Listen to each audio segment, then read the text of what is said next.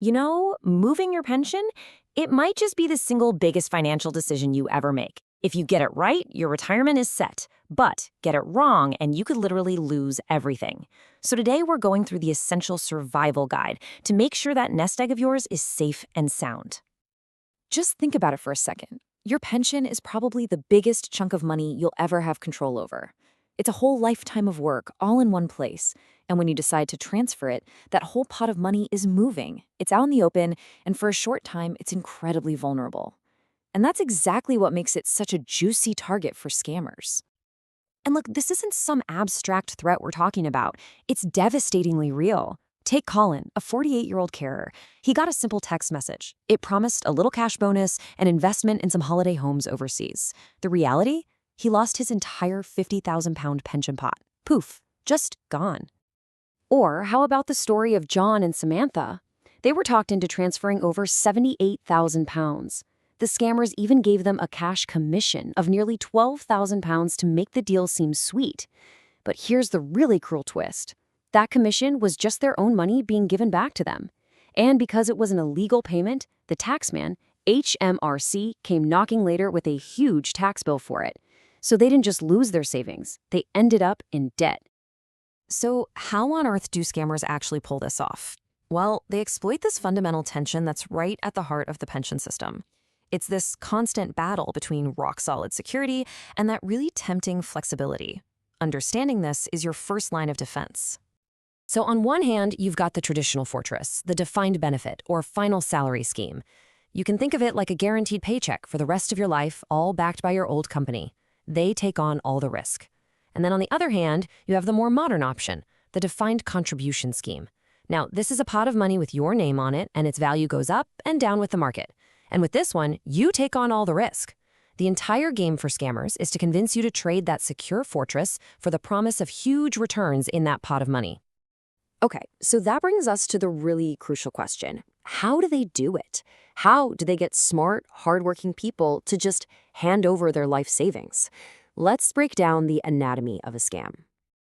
I want you to really look at this official definition from HM Treasury because it's so important.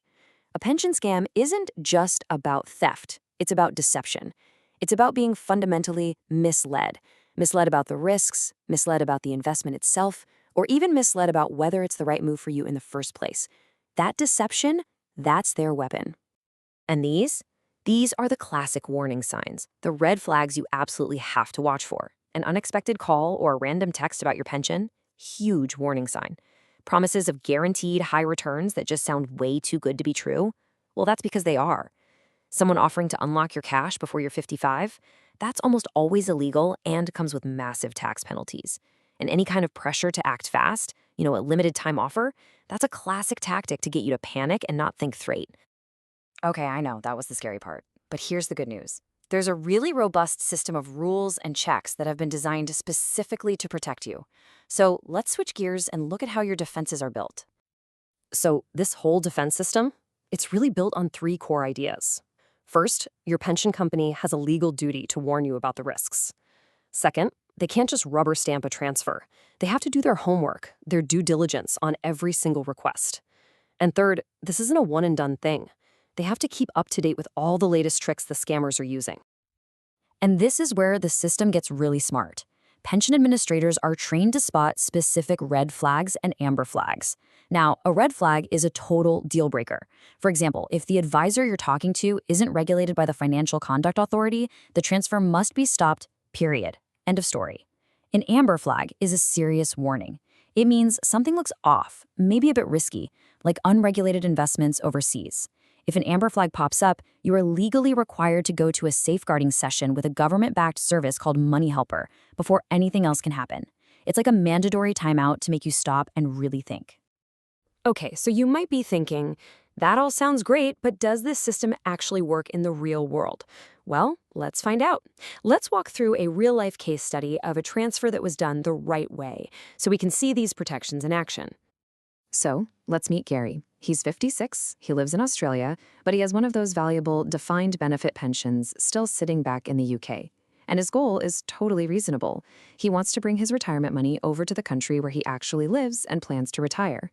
He wants more control, more flexibility. Makes sense, right? Okay, so here's the crucial trade-off Gary was looking at. If he stayed put in his UK scheme, he'd get a guaranteed income for life. Solid. But it was inflexible, and it was exposed to currency risk between the pound and the Aussie dollar. Transferring to a flexible pension, what's known as a SIP in the UK, would give him total control, but also all of the investment risk. But, and this was a huge but for Gary, look at the death benefits. His old scheme only left half to his wife. The new one could pass on 100% of whatever was left to his family. For him, that was an absolute game changer. And this, right here, is the single most important thing Gary did. He didn't answer a cold call. He didn't click on a dodgy link in a text. No, he went out and found a specialist financial advisor in the UK who was fully 100% authorized and regulated by the FCA. This step is completely non-negotiable. So part of the process, his regulated advisor had to carry out this critical analysis called a transfer value comparator, or TVC. Now, this isn't just some back-of-the-envelope calculation. It's a formal official report that shows you, in stark black and white, what it would actually cost to go out on the open market and buy an income identical to the one you're about to give up. It's designed to show you the true price of flexibility. And for Gary, wow, the number was just staggering.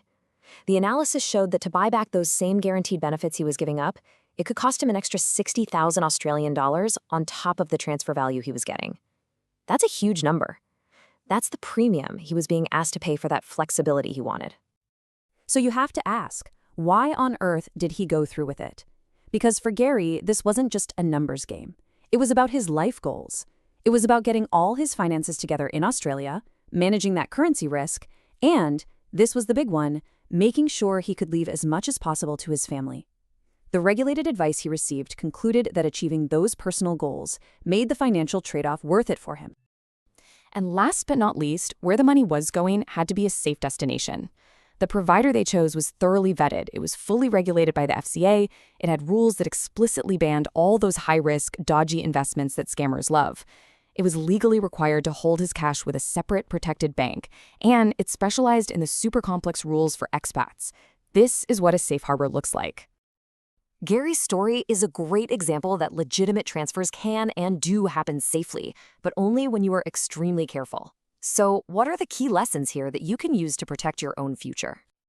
All right, let's boil all of this down into your essential checklist. Number 1, if someone contacts you out of the blue about your pension, hang up. End the conversation. Reputable firms just don't do that. Number 2, always, always, always check the official FCA register online to verify an advisor. It takes 2 minutes and it could save you your life savings. 3, trust your gut. If an investment promises returns that seem impossibly high, that's because they are. 4, remember, pressure is a weapon. Never, ever let anyone rush you into a decision this big. And finally, the golden rule, always get properly regulated, independent financial advice before you do anything.